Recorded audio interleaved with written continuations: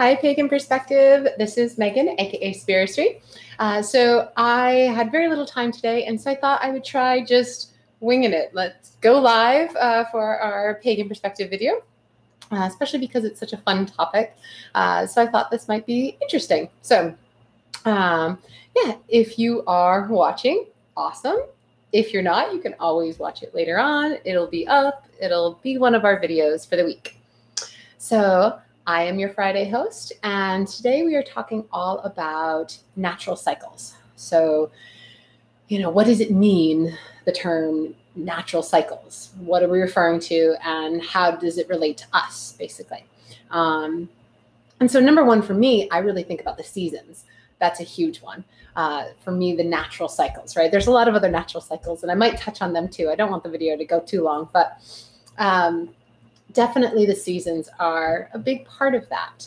And I think that there's something about being connected to those seasons and the changing of those seasons and feeling the changing of those seasons that really makes a big difference when you're talking about your connection with nature and those natural cycles. So here in Maui, it's been difficult. It's been really difficult because we don't really have a way that you can clearly notice the seasons changing the way that you could in New England, in the United States.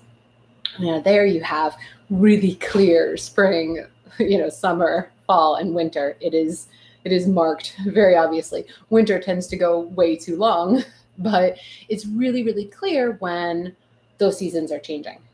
Here, not so much. So one of the things that I've been doing here to really help myself get more connected to natural cycles, to seasons in particular, are just little rituals. So decorating, for one, I try and decorate for the season. That's a big deal for me. I also really try and mark each occasion. So when we've got the season changing, when the solstices are happening, when the equinoxes are happening, I make sure that I am taking into account, right, that the season is changing now. And that's important. And I really try to notice the little differences. And now being here, 2 years, or almost 2 years, I've been able to notice the differences a little bit easier.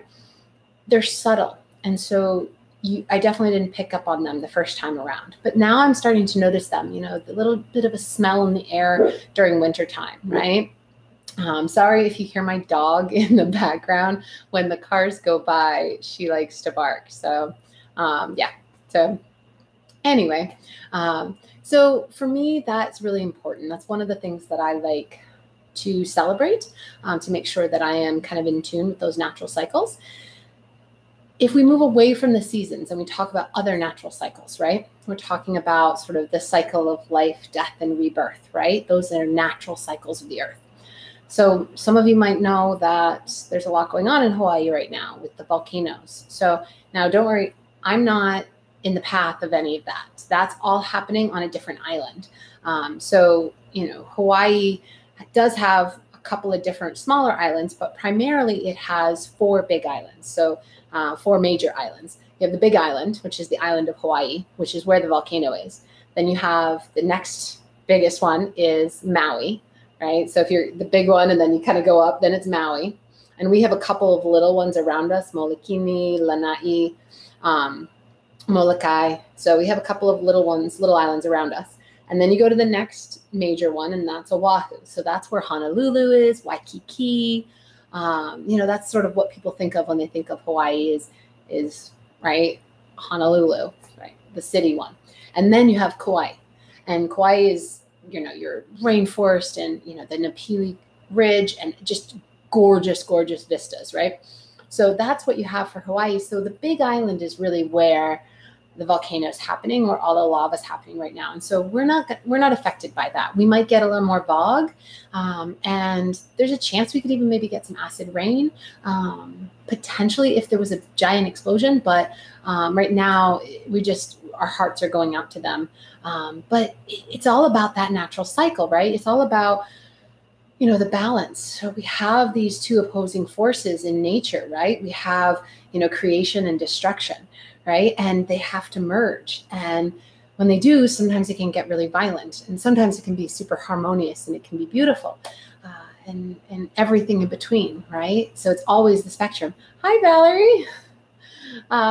So trying something different. So we're talking all about natural cycles. And, with what's happening with Pele, especially, on the Big Island, it's really this sort of destruction and creation just bashing into each other. If you've watched any of the videos of what the lava is doing and what's happening, we're really talking about a natural cycle at work, right? Because the island is getting bigger. The island is expanding because of this lava flow. You're actually going to gain land off of this. It won't be usable land for hundreds of years, but it is land. And the whole island is getting bigger. And so it's all about creation, but in the midst of that creation is destruction, right? And it's so sad and it's scary and it's, just horrifying and sad for these families.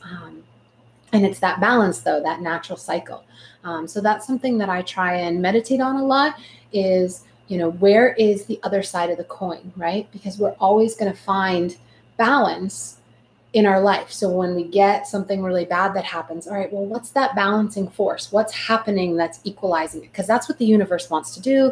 The God and the goddess, they're always balanced. That's what they are. And so, how are they balanced, right? What is it that is happening in our life that is balancing this? And sometimes it can be hard to figure that out. Sometimes it's really hard to see that silver lining, I guess some people would call it. But I try on my good days to do that. We can't, some days you just can't and everything just sucks. But on those good days, when you know that you're spiritually and emotionally available and you can do that work, really try and find, all right, well, where is that balance in my life? Where is that give and take? And am I pushing myself out of balance, right? Because sometimes if you're out of balance, your life and things around you, your environment will shift to try and balance you. And it will feel like everything's pushing in one direction, but it's because you're in the other direction.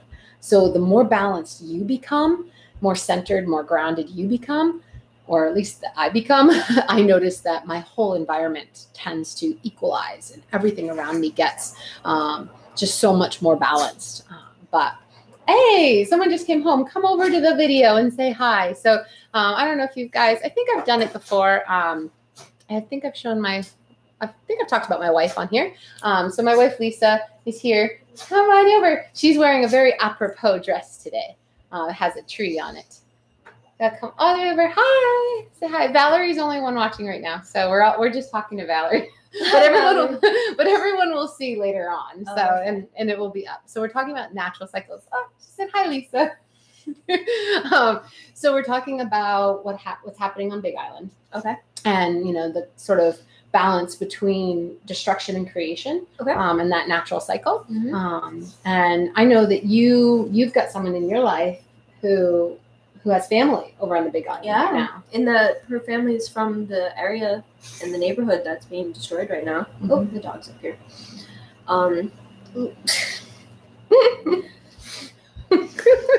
So the dog needed to come up and say hi, apparently. Show off her cone. Yeah. She's healing.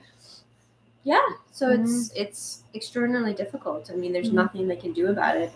And there's in Hawaiian culture there's this respect that people have for Pele, and in a way they have this odd experience where their homes are being destroyed, but for Native Hawaiians that's the natural order. It's Pele coming to their home, so they actually prepare. I mean, they make offerings and they prepare for like a guest is coming to their home. Mm-hmm. So it's tragic and I guess natural. Awe-inspiring, I'm sure.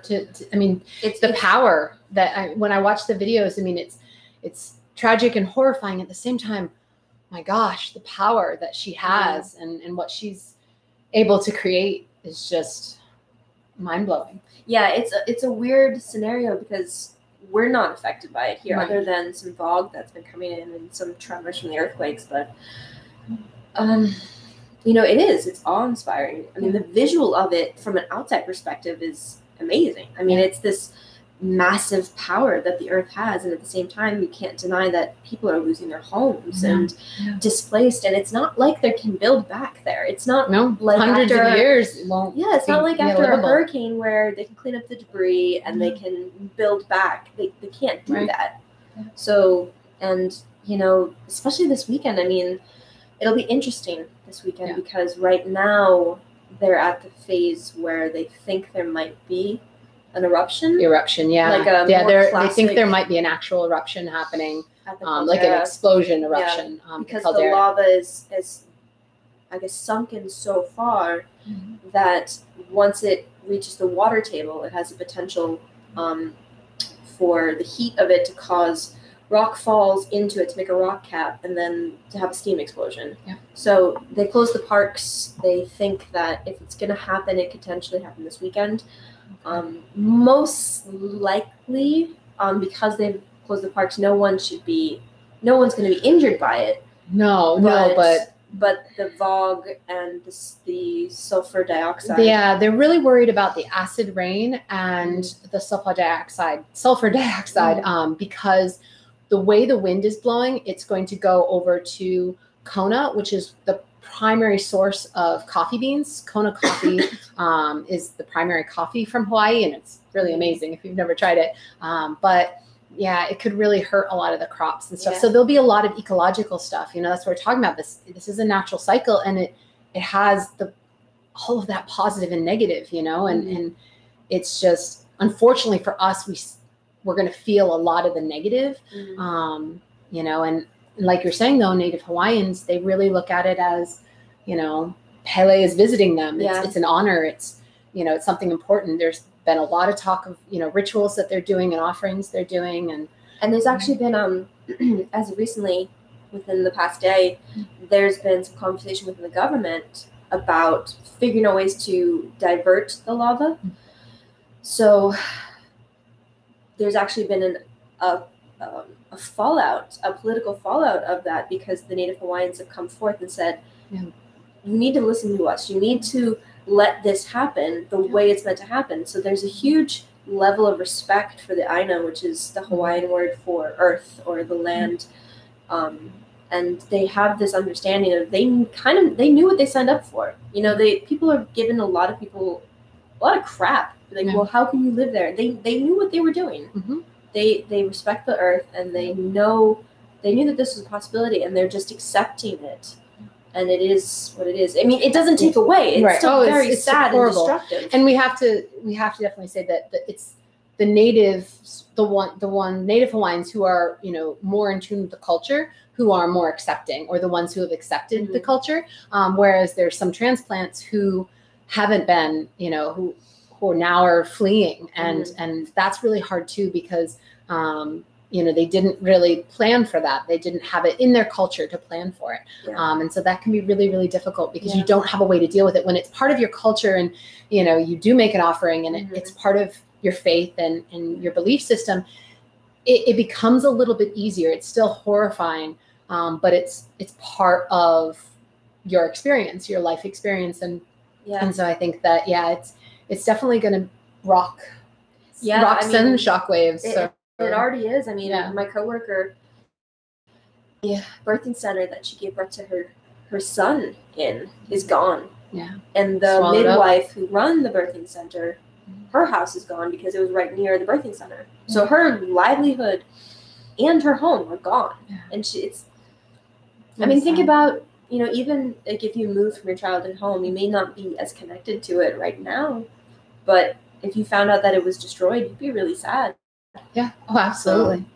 I did want to, because I don't want this to go on too long, but I did want to touch on, I was talking about the seasons earlier, and while you're here, I do want to get your take on it, because I know you in particular have been really affected by not feeling the changing of the seasons as much here. So do you want to speak about the difference between New England and here? Oh, yeah.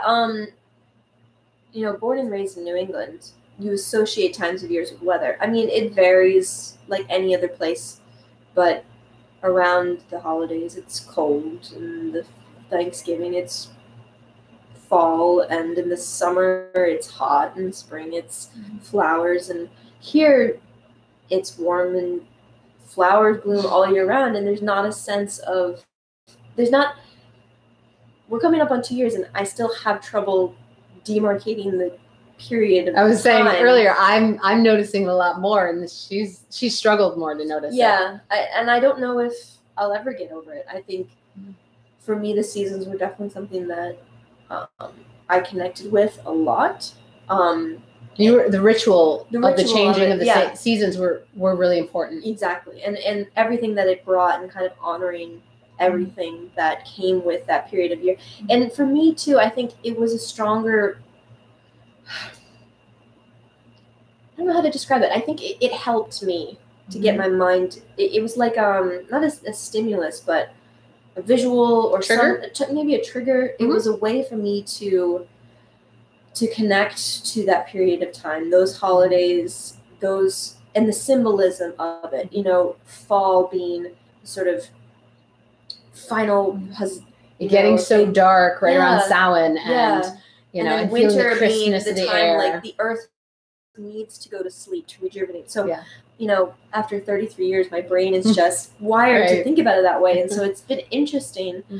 I mean, there's tons of perks to it not snowing, but it just from a ritual symbolic kind of mindset, and just I don't know, just the things that go along with the seasons. We just you have to, I shouldn't say you have to, I have to work harder to make it feel like it's that time of year. When it's 80 in January, it's just sort of like it's January. It could be April. It could be June. I think one thing we've done really well is to kind of do those rituals to demarcate the seasons.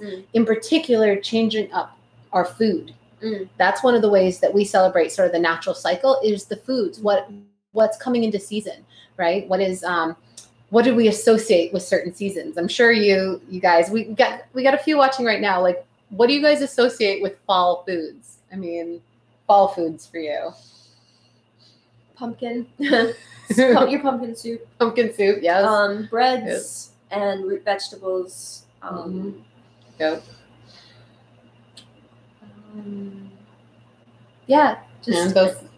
For me, fall is apples. A lot of apples. I feel so connected to apples. She can't eat apples raw, but I feel so connected to apples, and we know how important to the goddess the apple is. When you cut it, if you don't know this, and you cut it not the way that you would think you cut it, but if you cut it, if the apple is upright, you cut it this way instead of this way. Cut it this way, you have a pentacle inside it, which is amazing. Pumpkins and apples are two faves, yay! Love it. So we'll have to figure out how to get that pumpkin recipe out to people. The pumpkin soup is really good. Those are things that we do to really kind of demarcate and that natural cycle. It's just finding different ways. Yeah. I think about people who are practicing pagans in the southern hemisphere. Yes. And their whole calendar is flipped. I mean, you can go to Australia and be in the southern hemisphere, and then depending on where you are in Australia, it can feel more or less like the season. But when your summer is in the end of the year, you're celebrating end of the year. You're celebrating. I have a hard enough time dealing with what we're in now. I can't even. Well, so in Australia, we have an Australian host just celebrating Samhain. For us, we're celebrating Beltane, but they're celebrating Samhain, so it's flipped. Those ones were always easy for me to remember. The other ones are hard. It's because I know Beltane and Samhain because they're exactly on the opposite ends of the calendar. I can switch them easily in my mind, but the other ones are a little bit more tough and more challenging. So, this is already like 19 minutes, so I don't want it to go too long. But did you guys we have a couple watchers. Do you guys have any questions? I don't know if you're, longtime watchers or, been on the channel before, but did you have any questions for me or even for Lisa? You got us live here. We thought, why not? We'll do a live one and see what happens. So if you have any questions for us, now would be a chance. Because the whole point of this video was to talk about natural cycles. And sort of just however that might mean to us and what it does. Yeah. So, but if there's no questions, we'll definitely, I think we've been long due to do a joint video on my personal channel. Sure. So, but I'm going to make sure too that we give enough time because sometimes it can take a minute for the questions to load. But so yeah, so that would be it for today then. Definitely put your questions. I'll check up on this video and we'll try and answer them afterwards. If you have a question, maybe we'll try and set this up again or something. I know it's probably off guard on the way. Right, I know. It caught her off guard. She literally was just walking in from work. So I was like, hey, come into the video. Just thought this would be, a little bit faster and a little bit just fun, something different, especially being on the Hawaiian time zone. So it's only 5:50 p.m. here. So that means you guys are up pretty late. Valerie, you must be up late if you're on the mainland. But if you're somewhere else, maybe you're up really early. So, but yeah, so I think that's it for today then, guys. As always, blessed be and aloha.